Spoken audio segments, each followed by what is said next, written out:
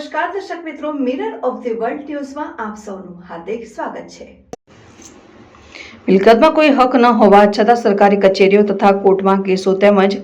અરજીઓ કરી રૂપિયા પડાવવા માટે ધમકી આપનાર રીઢ આરોપી સામે 2 પોલીસ સ્ટેશનમાં ગુનો નોંધાતા કાયદેસરની કાર્યવાહી કરતી વડોદરા શહેર પોલીસ છાણી પોલીસ સ્ટેશનમાં નોંધાયેલ ગુનાના વિગતમાં કામના આરોપી ડાયાભાઈ શનાભાઈ રાજપૂત રહેઠાણ પરિવાર પાર્ક કરોડિયા વડોદરા 9 મોજે દશરથ સર્વે નંબર 811 વાળી જમીનમાં સને 2000 થી તારીખ 7મી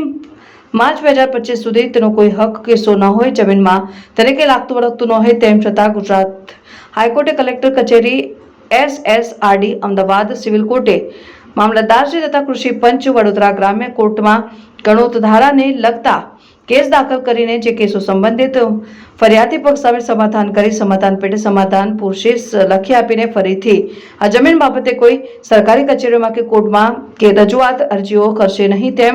લેખિતમાં જણાવીને ₹10 લાખ મેળવી લઈ ફરિયાદીશ્રીને આર્થિક નુકસાન કરવાના ઈરાદે અલગ અલગ સરકારી કચેરી તેમજ કોર્ટમાં ખોટા દાવાઓ અરજીઓ કરીને ફરિયાદી પાસે ₹75 લાખની માંગણી કરી ધમકી સ્વરૂપે આરોપીને ભોગ બનનારને તમે મને ઓળખતા નથી, આ પહેલા પણ ઘણા લોકોને સીધા કરી દીધા છે, તમે મને 75 લાખ આપી દો, નહીં તો તમને સોંપ્યા નહીં જડો અને જીવથી જશો, તે મુજબ બળજબરીથી ફરિયાદી પાસે વધુ રૂપિયા મેળવવા સારું જાનથી મારી નાખવાની ધમકી આપી ગુનો કરેલ હોય, જે અંગે પોલીસ સ્ટેશન ખાતે ગુનો રજીસ્ટર કરવામાં આવેલ છે।